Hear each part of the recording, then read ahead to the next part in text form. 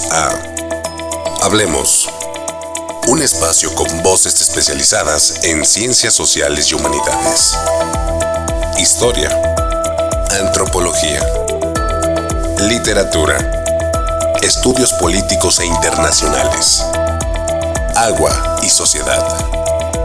Divulguemos la ciencia. Ya comienza Hablemos. ¿Qué tal? ¿Cómo están? Bienvenidos a este espacio desde el Colegio de San Luis. Hoy vamos a platicar sobre la ley indígena. Esta ley, este nuevo marco legal está siendo analizado, está siendo revisado por los expertos porque aborda alguna serie de aspectos que tienen que ver con los pueblos originarios, sus derechos, su patrimonio. Son las zonas indígenas de las más ricas en recursos naturales. Y bueno, sobre esto y más vamos a platicar con un experto. Es el doctor Francisco López Bárcenas, así que bienvenidos, bienvenidas, comenzamos. Francisco López Bárcenas es originario de la comunidad mixteca de Oaxaca y cuenta con estudios de posgrado en Derecho y Desarrollo Rural. Su trayectoria se ha centrado en la defensa de los territorios indígenas, la sustentabilidad y el medio ambiente, así como en la antropología de las zonas húmedas. Con su experiencia, ha brindado asesorías a diversas comunidades indígenas y ha ocupado cargos comunitarios en su localidad, dedicando además parte de su labor a documentar la historia de los pueblos mixtecos, los movimientos indígenas contemporáneos y los cambios en la legislación mexicana.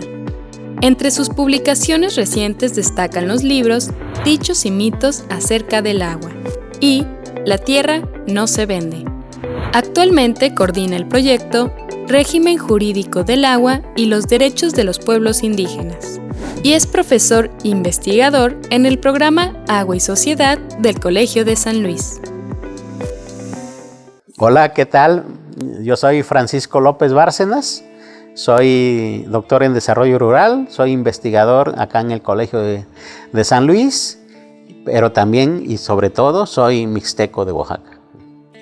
Quisiera comenzar diciendo que antes de irse el presidente Andrés Manuel López Obrador envió una iniciativa al Congreso, esto fue el 5 de febrero de este año. Era una reforma que se venía cocinando desde que él entró a la presidencia 6 años antes. De hecho, en el 2019, la Secretaría de Gobernación y el Instituto Nacional de Pueblos Indígenas pues convocaron a algunos foros, a algunas gentes, a algunas autoridades, a algunos líderes indígenas, y convocaron a mucha gente interesada en el tema para armar una propuesta.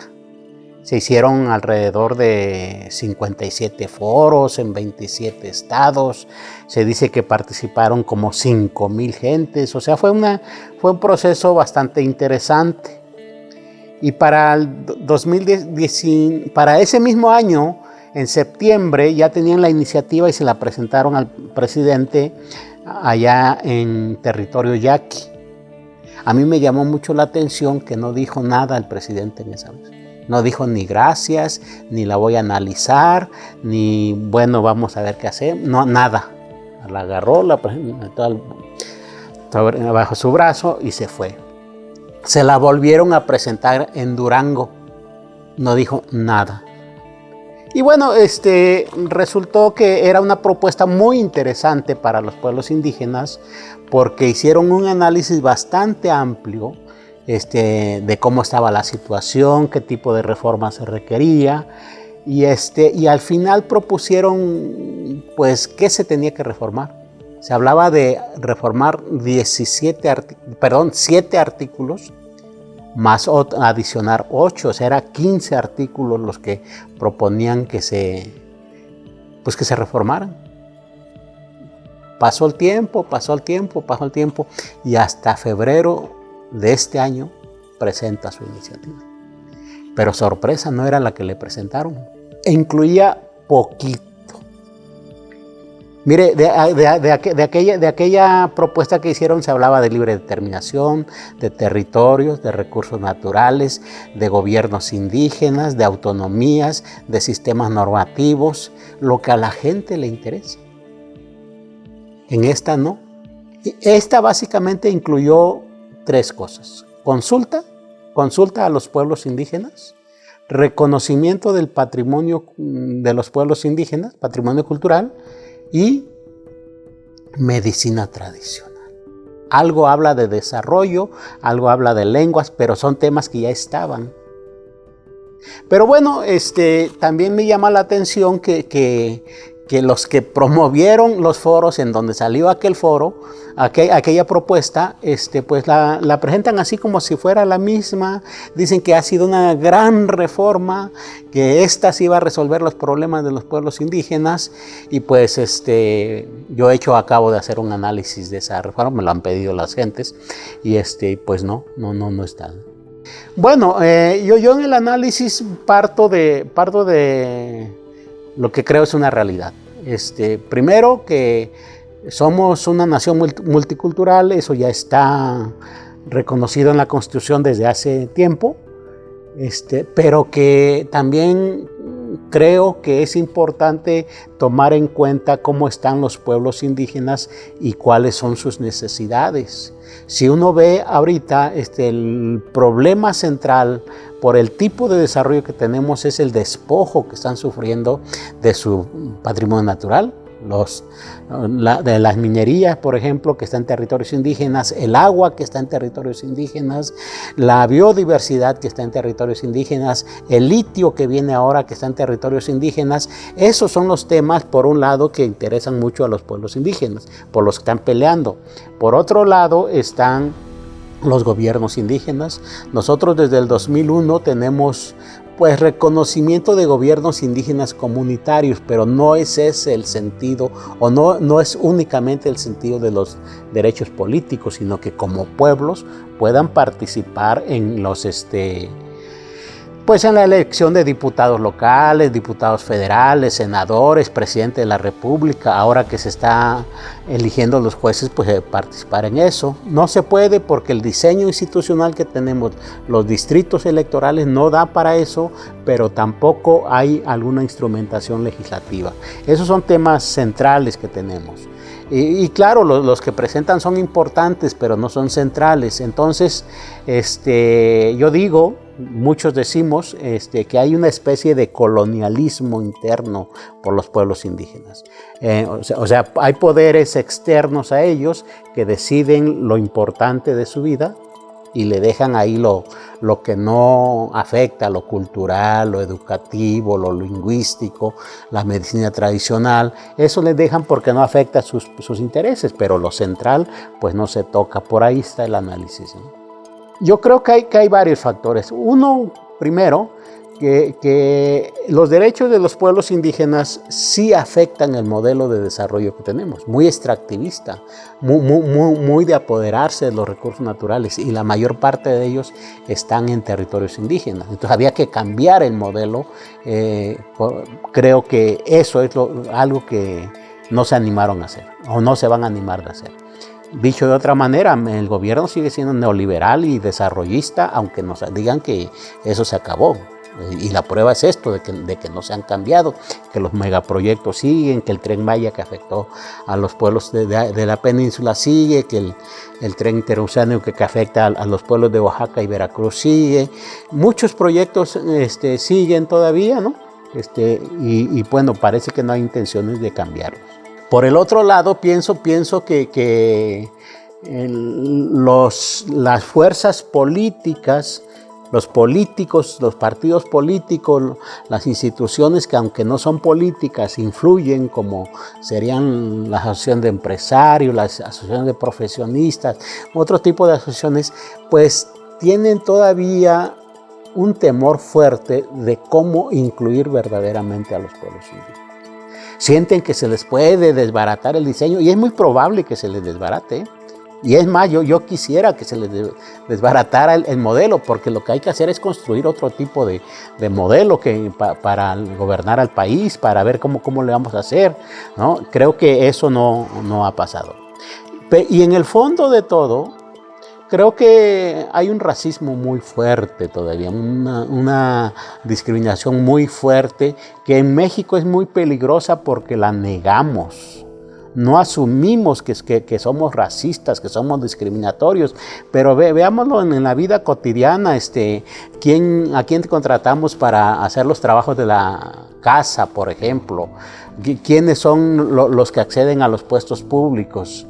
O sea, sí tenemos eso, hasta en los chistes, ¿no? Cuando algo sale mal o uno se porta mal, le dicen te portaste como indio, eres un ignorante, pareces indio. Creo que tenemos muy metido en nuestro pensamiento, en nuestro sentimiento eso, y que también abona a esa situación. Más que si está en condiciones, yo diría, ¿qué hacemos para que cambie? O sea, mi idea no es que cambie el capitalismo, no. Lo que pasa es que tenemos un capitalismo muy rapaz. Es decir, le pongo un ejemplo. Hay como 30,000 concesiones mineras en México. Pero de esas concesiones, los que las obtienen pagan 6 pesos, 5 pesos semestrales por hectárea concesionada. O sea, dígame usted qué se hace con 5 pesos.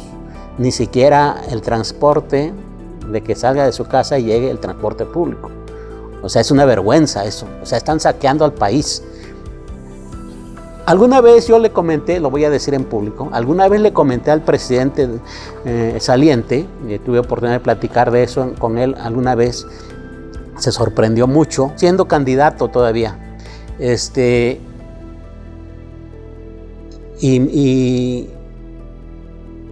Pues se sorprendió, pero no me dijo nada. Yo le pregunté, oiga, ¿qué opinión le merece esto? Me dijo, cuando lleguemos al poder, esto va a cambiar. Pero me podría decir qué idea tiene de que cómo cambiaría, y me dijo, pues vamos a aumentar los impuestos. Y le dije, mire, si yo fuera empresario minero, que le estoy pagando 5 pesos ahorita, y me aumenta el 1000%, o sea, le pago 5,000 pesos, se los pago de todo modo, sigue siendo negocio. ¿Cuál es el problema? El problema no es ni siquiera el precio, el costo de una concesión. El problema es, primero, ¿por qué estamos dando tantas concesiones que además no se usan? O sea, no hay 5,000 proyectos, no hay 30,000 proyectos mineros en México. ¿Qué se hace con eso? Están controlando nada más. Por otro lado, somos el único país en el mundo que cobra por hectárea concesionada. La mayoría cobra lo más lógico, por mineral extraído, ¿no? O por mineral que se pretende extraer. No es lo mismo extraer oro que extraer arena, que también es mineral. No es lo mismo, sin embargo, se paga. Entonces, sí hay forma de cambiar el modelo sin salirse del capitalismo. O sea, hacerlo, digamos, como que deje más beneficio al país y a los directamente afectados.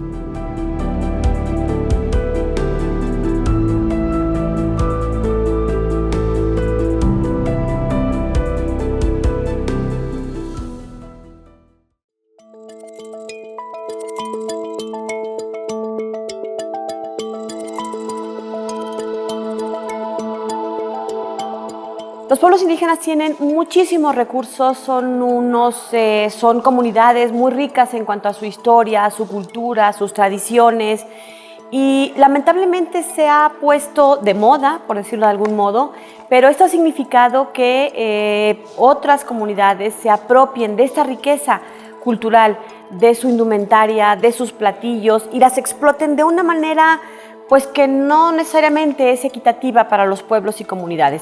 De esto nos platica nuestro invitado, el doctor Francisco López Bárcenas, en el siguiente bloque. Sí, bueno, como decía, la reforma viene bastante acotada, pero sin embargo hay cosas interesantes. Diría, el derecho a la consulta no estaba en la Constitución, aunque sí lo teníamos por vía de los tratados internacionales, ahora ya está en la Constitución.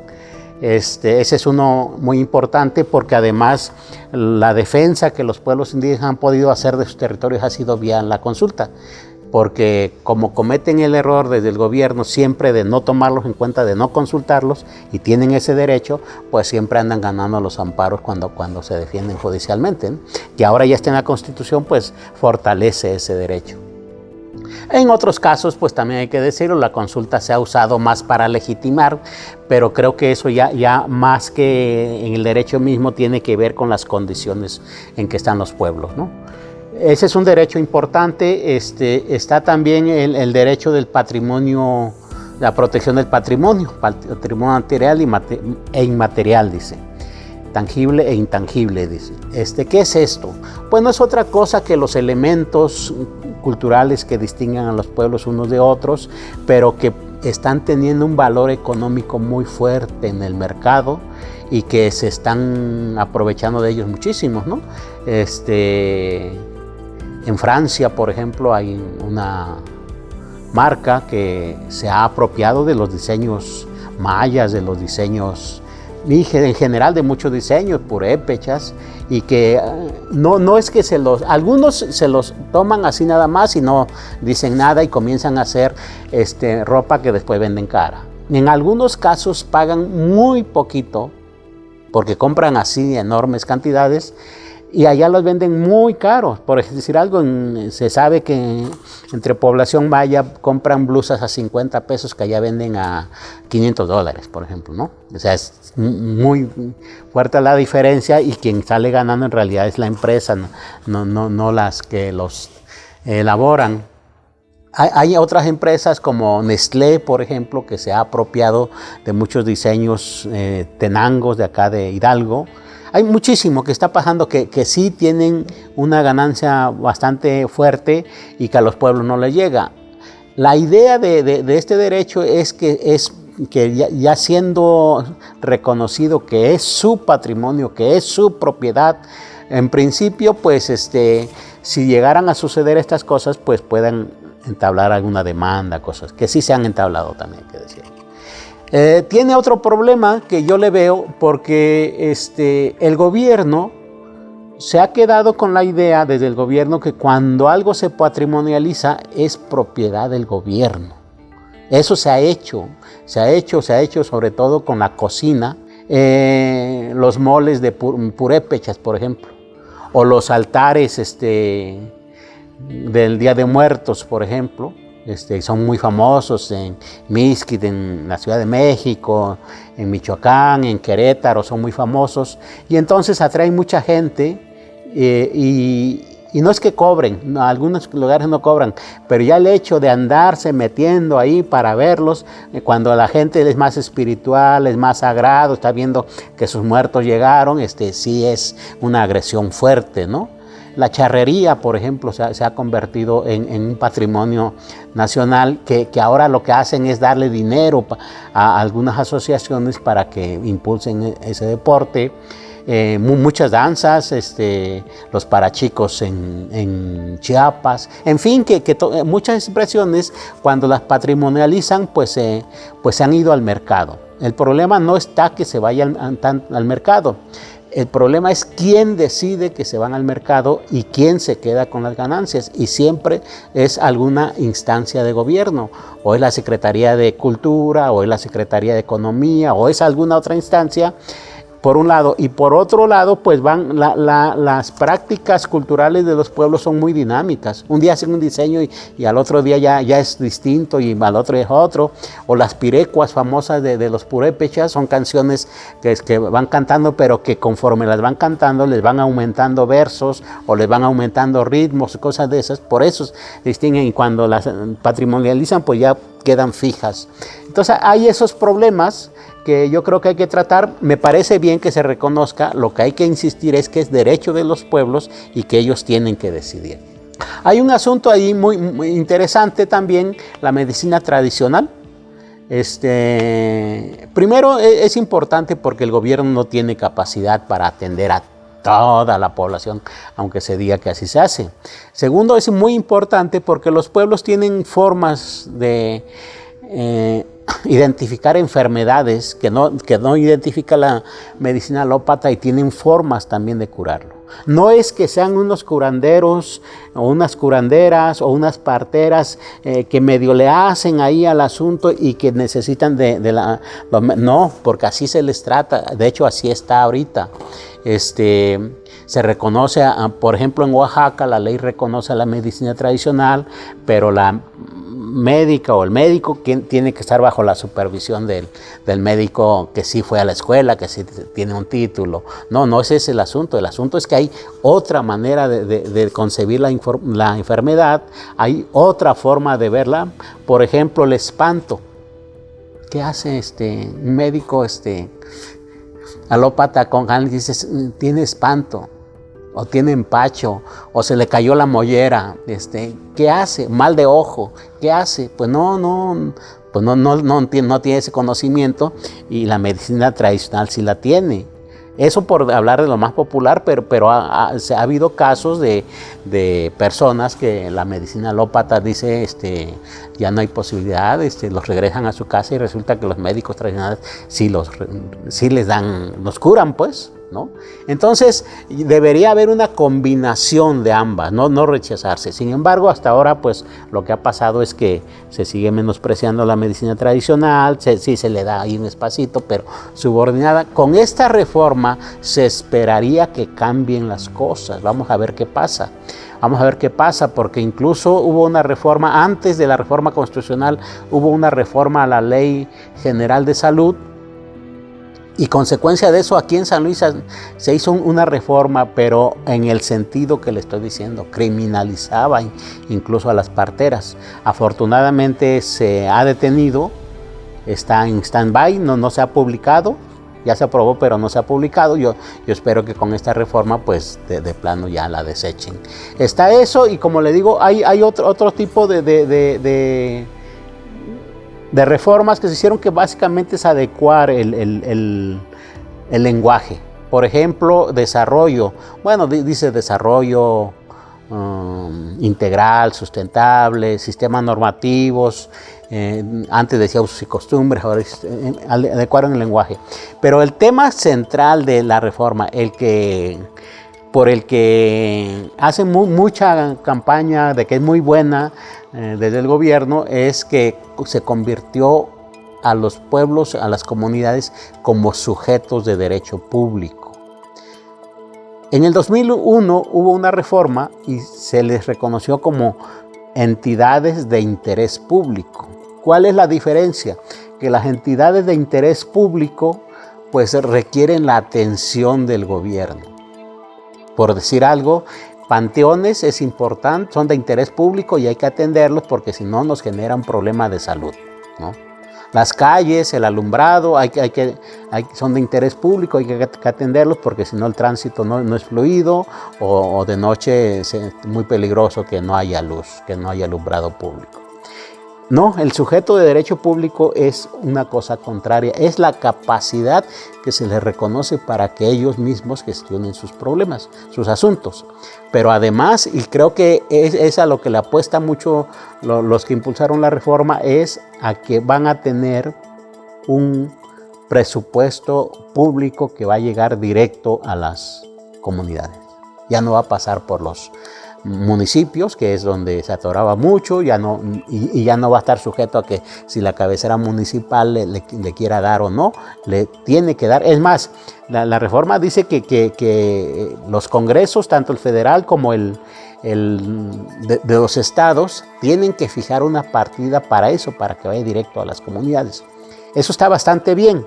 Lo que tenemos que ver es, ya hay experiencias, por ejemplo en Michoacán, la lucha de los pueblos ha sido mucho por el presupuesto directo y ya se ha visto que tienen muchísimos problemas.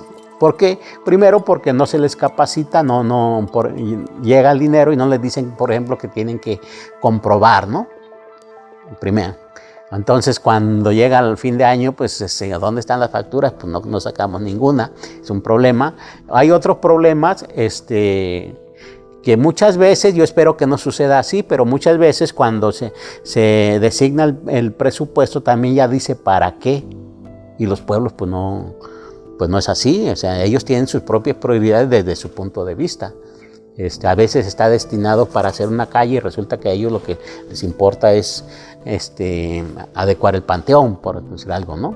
O sea, esas cosas que creo que tiene que haber flexibilidad y sobre todo un tema que es un tema administrativo, no es legal, pero es que Hacienda siempre se ha negado a extender los registros federales de contribuyentes. Yo espero que ahora ya lo haga, porque si no, pues van a restringir mucho eso. Se publicó el 30 de septiembre, se aprobó el 29, un día antes. Y ya está, lo que falta es adecuar, en algunos casos adecuar instituciones, ¿no? Por ejemplo, ¿quién va a operar las consultas, por ejemplo? ¿Quién va a registrar el patrimonio cultural? ¿Cuál es el procedimiento para...? Esas son las cosas que hacen falta, pero la reforma constitucional ya está.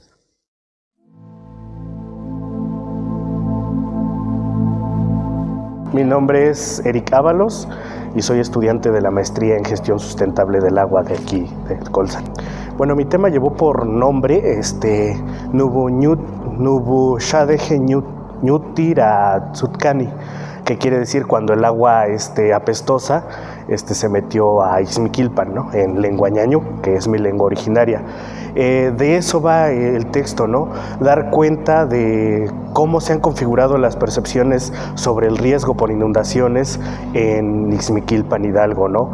Cuáles han sido todo lo que gira en torno a eso, ¿no? Y para de alguna manera contestar una pregunta que me hice, porque esas inundaciones yo las viví, ¿no? Ahora sí que tuve que pasar por actor y investigador, ¿no? Esas inundaciones yo las viví y la pregunta general que me hacía era, ¿las inundaciones son desastres naturales? O sea, ¿por qué son desastres naturales? Y si de verdad son naturales, ¿por qué nos afectan a todos? De alguna manera son naturales, ¿por qué a otros no les afectan o por qué otros no se inundan, ¿no? En donde se deberían de inundar, ¿no? Y entonces, si esas inundaciones responden a otras lógicas sociales, tecnológicas y también, de un ordenamiento territorial muy específico, ¿no? Entonces, el tema en general trató de eso, abordó la situación del río Tula y cuando creció e inundó a varios municipios, pero específicamente se centró en Ixmiquilpan, en donde varias colonias quedaron bajo el agua, ¿no? De alguna manera salir, ¿no? De esa idea de que el desastre es natural, ¿no? Con lo revisado, ¿no? Pude darme cuenta y constatar que el desastre por inundación, específicamente en el Valle del Mezquital y específicamente en el municipio de Ixmiquilpan, no fue natural, ¿no? Fue por la mala planificación, por decisiones que se toman desde ahí arriba y por ese ordenamiento territorial muy específico que hay para mandar el agua negra desde la ciudad hasta el Valle del Mezquital, ¿no? Yo creo que la importancia tiene que ver con que se tiene que visibilizar los desastres, ¿no? Pero específicamente para la jornada, que es el Colsampuec, pues es un buen ejercicio, ¿no? Para poder llegar a estas perspectivas que están buscando con estas jornadas, que es la transdisciplina, ¿no?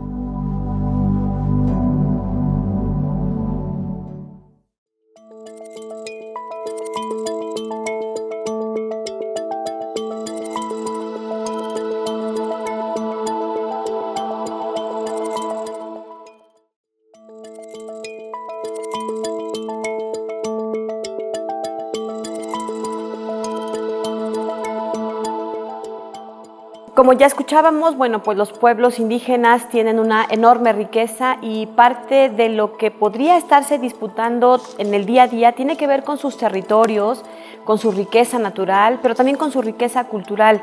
La ley aborda estos temas desde perspectivas diferentes. Vamos a conocer algunos otros detalles en torno a esta ley indígena con el doctor López Bárcenas. Sí, la misma reforma en artículos transitorios dice que hay que hacer las adecuaciones. Habla de que hay que hacer una ley general, que el Congreso tendría que hacer una ley general para ver cómo se va a operar, porque en la Constitución pues son disposiciones bastante generales, ¿no? Y da un tiempo, 6 meses. No sé si va a dar tiempo para que hagan todo eso, pero da un tiempo. En fin, que creo que va a haber una ley y después se van a ir haciendo adecuaciones a las instituciones. La misma reforma, como le decía, mandata que el Congreso haga un presupuesto que vaya directamente a los pueblos. Pero tenemos varios problemas. Mire, por ejemplo, en consulta. Está claro que se consulta, que el gobierno consulta a los que pueden ser afectados por obras, pero no se sabe quién. En la legislación que tenemos actualmente, algunas cosas las consulta Gobernación, otras cosas las consulta la entidad que va a hacer la obra. Si es caminos, pues la Secretaría de Comunicación y Transportes. Si es la SEP por una escuela, pues la SEP. Hay una dispersión ahí. En otras no dicen nada y a veces cuando las hacen empresas privadas dejan que sean las empresas privadas los que los consulten. O sea, hay un problema que tenemos ahí de indefinición que tendrá que resolverse pues en estas leyes. Por otro lado, mencionaba lo del patrimonio cultural. Hasta ahorita lo que tenemos es patrimonio individual, ¿no? Que las obras, por ejemplo, las artes, por ejemplo, la literatura, en fin, diseños, que ya se sabe quién la registra, derechos de autor, propiedad industrial, pero como individuos. Pero como colectivo no se sabe que es así. La legislación internacional, el convenio de diversidad biológica, por ejemplo, tratándose de cuestiones químicas naturales, dice que se tiene que hacer un procedimiento sui generis. ¿Qué es eso? Pues lo que la gente entienda. Lo que pasa es que se tiene que hacer un procedimiento especial distinto al de derechos indígenas. Yo esperaría, por ejemplo, que derechos de autor, si va a ser la institución, abriera una sección para registrar derechos culturales de los pueblos, ¿no? Una artesanía bonita, por ejemplo, ¿dónde la va a poner? No hay espacio, pero ¿y dónde la va a registrar? Tampoco tenemos, hay eso. La medicina tradicional, ¿qué vamos a hacer con este problema que tenemos hasta ahorita? Hasta ahorita, la Secretaría de Salud Federal registra quiénes son parteras, pero lo registra después de que les da un curso, de que ya saben cómo. O sea, no es así el asunto. ¿Cómo le vamos a hacer para reconocer realmente cómo vienen ellas, que les van a permitir? O sea, tenemos esos problemas legales, tenemos problemas institucionales y pues tenemos los problemas de económicos, porque como le digo, está reconocido, está garantizado que se les va a dar un recurso, pero no saben el monto y las condiciones que hay al país y esto de la política de austeridad no creo que vaya a ser mucho y pues los pueblos están casi ahora sí nos sacamos la lotería, ¿no? Ese ya es un problema. El otro problema que veo, como le digo, es si va a haber flexibilidad para que lo usen en lo que ellos quieran o no. Si va a haber flexibilidad para la comprobación o no. Yo recuerdo mucho, lo he estudiado, no lo vi, lo he estudiado, por ejemplo, que en la época del general Cárdenas, cuando comienza el indigenismo, era muy flexible el asunto. Simplemente decían, ¿qué va a hacer? Voy a hacer un puente. Bueno, pues haga su puente, ahí está el dinero. Cuando no revisaban si se habían gastado bien o mal el dinero, revisaban que estuviera bien el puente y como se dijo. Pues si se gastaron el dinero en otra cosa, no importa, el puente que dijeron, ahí está. Con las escuelas era lo mismo, queremos tantos salones, bueno, hagan su comité, ahí está el dinero, y después lo que revisaban era, creo que es un buen esquema, en lugar de andar viendo factura por factura, y que si comprobó, que si tienen, o sea, creo que no, pues lo que importa es lo otro, ¿no? Mire, las omisiones fundamentales, como le digo, son dos: los territorios y los recursos naturales por un lado y los derechos políticos por otro. Tenemos un gran problema en México porque nos comprometemos en muchas cosas a nivel internacional y luego cuando las bajamos las hacemos bien chiquitas, ¿no? Entonces, por estas dos omisiones, por ejemplo, ya están en el derecho internacional. Ya se practican incluso. Territorios indígenas ya hay titulados en México con base en el derecho internacional. Pero yo no entiendo por qué, políticamente entiendo por qué los legisladores no quieren reconocerlo, pero ya está. O sea, lo que uno tiene que hacer es como operarlo nada más. Y los derechos políticos también ya está a nivel internacional. Entonces, e incluso debo decir, hay muchísimos pronunciamientos del Tribunal Federal Electoral y de la Corte diciendo que ya legislen, lo han hecho en Baja California, lo han hecho en Chihuahua, en Sonora, en San Luis Potosí, hay unas demandas de huachichiles de que se reforme el diseño de, sí, reconocieron huachichiles, institucional acá, no se ha hecho. ¿Qué va a pasar? Pues que los pueblos van a seguir insistiendo por el derecho internacional. Eso va a pasar. O sea, que va a haber muchos problemas de indefinición todavía porque el derecho general es muy general y entonces pues ya nos dirán los pueblos qué proponen para ir viendo eso. Ya nos dirán los tribunales si les parece bien. Pero mire, hay un ejemplo muy clarísimo. En el 2013, San Francisco Cherán en Michoacán decidió, sin que hubiera ley de nada, elegir de acuerdo a sus propias normas. Obviamente los partidos pusieron el grito en el cielo por un lado, pero el tribunal dijo que no tenían razón, no tenían posibilidad de hacerlo y se fueron al Tribunal Federal Electoral y el tribunal los reconoció. Pero lo reconoció plenamente y le ordenó al Instituto Estatal de Michoacán que les dejara que hicieran como ellos quisieran y que únicamente los reconocieran. Después de esto, con esa resolución que es bastante buena, el municipio de Cherán lo que hizo fue irse más allá y no formó un ayuntamiento tradicional de presidentes, síndicos, regidores, no. Formó lo que ellos tienen como tradición, que es un consejo de queris. Los queris son los mayores. Así lo formó y lo estructuró de acuerdo a sus propias normas, que son 4 barrios principales, pues una representación similar. Más se espantaron y volvieron a ir al tribunal. Esta vez fueron a la corte y la corte dijo que les dio la razón en base al derecho internacional y dijo, además hay que reconocerlo como municipio indígena, lo cual implica que no se van a regir por la ley orgánica del Estado, se van a regir por sus propios sistemas. Eso fue en el 2013, hace 11 años. Después de eso, pueblos de Sonora, los Macurahue, pueblos de Guerrero, pueblos de Chiapas han hecho lo mismo y lo han ganado. Es decir, ya hay caminito andado en este sentido que el poder Congreso de la Unión se niega a hacerlo. Yo creo que van a seguir por ese camino en materia política. En materia de territorios, que es la otra parte importante, pues yo creo que ahora que se ha reconocido el derecho a la consulta en la Constitución, por ahí le van a dar, seguramente pues buscarán otras vías jurídicas, las van a encontrar.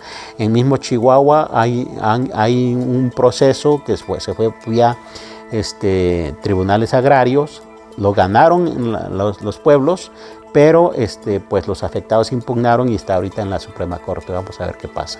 Estos problemas se hubieran solucionado, obviamente, si se reconoce y si hacemos un rediseño, que ya hay propuestas de rediseño de distritos electorales, que ya hay propuestas de cómo sería una elección de diputados indígenas, por ejemplo, ya hay. Bueno, falta que se discutan en donde se debe discutir, en los congresos y sobre todo en los estatales y en los federales. Pero el día que se aprobó la reforma, el 29 de septiembre, había muchos diputados, porque además fue por unanimidad, debo decir. O sea, no hubo ni un voto en contra. ¿Qué pasó? ¿Por qué todos se pusieron de acuerdo? Lo que dicen desde el gobierno es que, bueno, pues todos apoyan la reforma indígena. Lo que yo digo es que pues no les afecten nada en sus intereses. Entonces sí valía la pena. Eso es lo que yo creo. Y mire, el día que se aprobó, subieron a tribuna muchísimos, tomaron a tribuna casi para festejar o festejando, para salir una foto, y había pueblos, nombres de pueblos que ni existen. Carteles, ¿no? Viva el pueblo, no sé qué. Estaba el pueblo tarahumara, no hay un pueblo tarahumara, hay una sierra tarahumara y pues hay un pueblo rarámuri en la sierra tarahumara, ¿no? Viva el pueblo huasteco, decían, ¿no? Pues voy a ir a la Huasteca a ver si encuentro un pueblo huasteco, ¿no? Y así, yo no sé, pues supongo que en la rapidez del momento, pues ni sus compañeros que sí saben, porque si hay gente que sabe, les hubiera dicho eso no existe. Pero eso me da la medida del interés por esto. No, lamentablemente no lo veo. Pero afortunadamente es un mandato ya constitucional y seguramente que los que están muy cerca de la reforma van a insistir y si no se van a ir al amparo también para obligar a que suceda.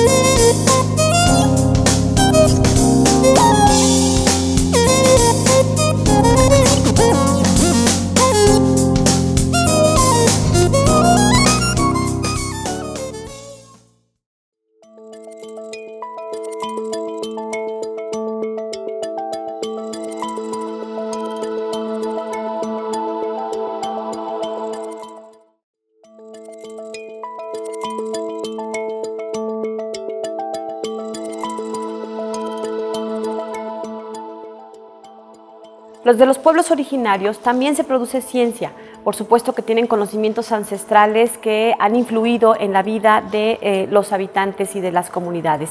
Vamos a escuchar en este último bloque en torno justamente a este aspecto que aborda esta ley indígena y que también está de algún modo abordado en la nueva ley o en la reciente ley de ciencia que está vigente en nuestro país.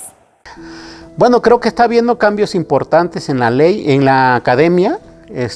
Mencionaría, por ejemplo, que la ley de ciencias y humanidades que tenemos, ciencias, humanidades, tecnología e innovación, ya retoma en mucho los conocimientos indígenas. Habla de que trae un concepto interesante ahí, la pluralidad epistémica. Hay que revalorar todos los tipos de conocimientos, no solamente los que se producen en los centros públicos de investigación. Y eso me parece importante, porque ahí entraría, por ejemplo, las médicas tradicionales, los médicos tradicionales, pero también otro tipo de expresiones. A partir de ahí, bueno, y muchos desde antes, yo mismo hemos estado investigando sobre pueblos indígenas. Hay muchos estudios ya sobre agroecología, por ejemplo, que se están implementando. Hay muchos estudios sobre gobiernos, hay muchos estudios sobre medicina tradicional. En el caso concreto de San Luis, pues hemos hecho muchos estudios sobre aguas. Tenemos el programa de aguas, pero no solamente aguas, todo lo relacionado con el agua, territorios y agua, por ejemplo, minería y agua, calidad del agua, riesgos y agua. O sea, hemos hecho estudios, algunos ya publicados, algunos en proceso de publicarse. Y ya más a nivel más amplio, creo que esta disposición de la ley sobre asuntos que atañen a los pueblos, a las comunidades indígenas, pues está teniendo un efecto positivo. Está habiendo muchos asociaciones de profesionistas indígenas, no solamente en ciencias sociales, debo decir que son los que casi siempre no predominamos, no, ahora hay muchos médicos, hay muchos químicos, hay de la ciencia más dura, matemáticos. He visto trabajos que ha publicado el Instituto Politécnico Nacional, por ejemplo, sobre matemáticas mixtecas, que son muy importantes porque lo siguen usando la gente, ¿no? Déjeme le cuento una anécdota. Yo soy, como le he dicho en otras ocasiones al público, yo soy mixteco, pero hay ciertos, aunque nos regimos por la misma números, hay ciertos números que en ciertos lugares o en ciertos momentos no se usan. Por ejemplo, para nosotros el 9 es muy simbólico, muy importante, y en las fiestas, por ejemplo, no se usa el 9. Se acostumbra mucho no en todos los pueblos, evidentemente, estoy hablando donde estoy yo, pero se acostumbra mucho que cuando son fiestas comunitarias, pues el responsable recibe apoyos de otras comunidades. Y, por ejemplo, cuando llegan mujeres a ofrecer comida, tortillas, cuentan 1, 2, 3, 4, 5, 6, 7, 8, 10. Porque no hay que tocar el 9. Nosotros provenimos, según la mitología, de 9 viento. Así era el nombre del dios, porque los mesoamericanos contaban, pues tenían su calendario y tenían que ser una parte horizontal y una parte vertical para el equilibrio, y tocó que era en el 9 de una y el viento de otra, ¿no? 9 viento. Y 9 viento, pues es nuestra deidad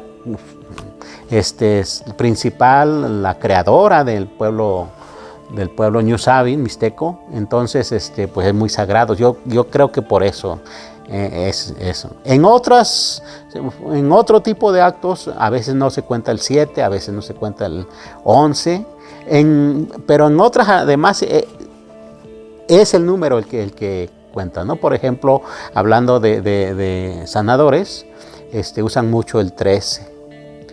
El 13 porque en el calendario prehispánico, un ciclo de vida se componía de 52 años, pero ligado los 4 elementos importantes, agua, tierra, fuego, aire, era 13 de cada uno y nos daba 52, era el equilibrio, o es el equilibrio todavía. Usan mucho el 13 velas, 13 flores, 13 no sé qué, y así va usando mucho eso. Entonces, como le digo, hay muchos compañeros, doctores ya que están combinando el conocimiento científico, conocimiento tradicional en sus investigaciones. Sé, por ejemplo, de químicas, unas químicas mayas que de Yucatán, que están viendo las propiedades curativas del ajo. Ya muchas ya se saben, pero ella está combinando con el uso que hacen del ajo para ciertas cosas, pues en sus comunidades, en las comunidades de allá, que no los toma en cuenta la ciencia alópata. Entonces está viendo una cosa interesante ahí. Yo creo que hay, pues, un desnivel. Hay gente muy informada, hay comunidades muy organizadas que incluso ya están viendo cómo le van a hacer, ¿no? Ya ellas, antes de que el Congreso diga, ya están viendo cómo le van a hacer para pues ejercer los derechos que están ahí. Hay otras que medio están informadas y hay otras que no saben qué pasa, ¿no? Como en todo. Pero yo creo que pues se acaba de aprobar en septiembre y falta hacer una difusión fuerte. Yo no sé si desde el gobierno la van a hacer, yo esperaría que sí, pero aquí mismo en el colegio, el mismo presidente me ha pedido que haga un trabajo para hacer difusión. Entiendo que seguramente habrá otros lugares, otras organizaciones, otras instituciones que estén haciendo lo mismo, y pues ojalá se pueda difundir más, ¿no? Nosotros desde acá pues colaboraremos en lo que nos corresponde como académicos, investigadores. Yo creo que hay muchas, como le decía, los temas de gobierno, por ejemplo. No tenemos en México un estudio amplio sobre las distintas formas de gobiernos que hay. Hay gobiernos que son muy democráticos, así, que hacen asambleas, pero eso es en Mesoamérica. Pero Aridoamérica son muy militares. Son estructuras verticales, porque así ha sido su historia. Hay otros, por ejemplo, tenemos el sentido de comunidad acá. Pero si uno se va con los seris, por ejemplo, en Sonora, o se va con los apaches, no tienen idea de comunidad. Ellos andan dispersos, una casa acá y otra a 3-4 kilómetros, los mismos rarámuri. Entonces tenemos todavía mucho que hacer. Hablando de género, por ejemplo, yo me ha tocado acompañar a pueblos rarámuri, pero son mucho más gobernadoras que gobernadores, muchísimas más. Y no tiene que ver ni con género, ni con pobreza, que se vayan los hombres, no. Tiene que ver con la cultura de ellos. Entre rarámuris tienen la creencia de que los hombres tienen 3 vidas y las mujeres 4. Una vez le pregunté a una gobernadora que por qué eran así, ¿no? Y me explicó toda una filosofía de por qué ellas dan vida. Y después pues me puse a buscar investigación antropológica, y sí, es muy reconocido eso, por ejemplo, ¿no? No tenemos estudios de esos. Nos falta ahí, pero en medicina, por ejemplo, nos falta mucho. Hablando de medicina tradicional, pues todos sabemos de ciertas hierbas, ¿no? Que para esto, que para la otra, pero hay cosas que no sabemos, ¿no? No es solo dar la hierbita por dar la hierbita, es todo un ritual de cómo influye eso somáticamente, tal vez psíquicamente. Nos hacen falta estudios. Creo que podemos apoyar pues uniéndonos a los procesos, acompañando los procesos y pues aportando lo que sabemos de esto, ¿no? Mire, estaba viendo, por ejemplo, que siempre que hay cambios en los gobiernos, hay reformas. La del 2001, por ejemplo, que fue de las más importantes en nuestra historia, pues fue cuando el PRI sale de la presidencia de la República, entra el PAN. La de esta es cuando sale el gobierno del PRI, el PAN, y entra otro partido, Morena. Pero estoy viendo más que como que legislan para legitimar, y está bien, pero nos falta mucho la conciencia de que hay que legislar para reconocer derechos, no para evitar los conflictos, no para decir que legitimarse el que llega al poder. Y en ese sentido, bueno, habrá que procesar la reforma que viene, que ya está, pero habrá que seguir insistiendo en lo que falta. Y sobre todo yo diría que y este es un mensaje para el público, pues diría que revisemos nuestra percepción de lo indígena. O sea, lo indígena no es lo pobrecito que hay que ayudar a que entren al progreso, no, es una cultura distinta que trae una civilización distinta, que es más comunitaria y por lo más natural, más relacionada y por eso yo creo que es más humana. Creo que nos puede aportar mucho. Sin duda el tema es extenso, muchos aspectos, como ya hemos escuchado con nuestro invitado de hoy, con el doctor Francisco López Bárcenas, en torno a esta nueva ley en materia indígena que, bueno, pues involucra a gran parte de la población en nuestro país, de manera directa o indirecta. Todos tendríamos que estarla conociendo, que estarla entendiendo, estemos o no en territorios indígenas. ¿Por qué? Bueno, pues porque son una parte fundamental de nuestro país. Gracias por habernos acompañado, los invitamos para nuestro siguiente programa. Ya sabe que lo puede ver este espacio a través del canal de YouTube del Colegio de San Luis. Y bueno, nos despedimos con la Agenda Colsan y nos vemos en el próximo episodio. Gracias, buen día. El Colegio de San Luis te invita a los eventos y actividades que se llevarán a cabo durante los próximos días. Se realizará la próxima conferencia del primer seminario interinstitucional Colsan-Cidetec, el 6 de diciembre a las 10 horas por el canal de YouTube de Cidetec. No te pierdas de la siguiente sesión del seminario Organizaciones Políticas, el 4 de diciembre a las 17 horas en la sala de videoconferencias 2 del Colsan y por Zoom. Se realizará la siguiente sesión del Seminario Permanente de Antropología del Derecho, con participación de la doctora Mónica Luna, el 4 de diciembre a las 12:30 horas por Facebook Live del Foro Latinoamericano de Antropología del Derecho. Ya está disponible el nuevo número de la revista del Colegio de San Luis, donde podrás encontrar publicaciones variadas relacionadas con la historia, la literatura, la ciencia política, las relaciones internacionales, la antropología y los estudios de agua y sociedad. Consúltala de manera gratuita en su página web. Consulta los detalles de este y otros eventos a través de nuestra página web www.colsan.edu.mx y síguenos también en nuestras redes sociales.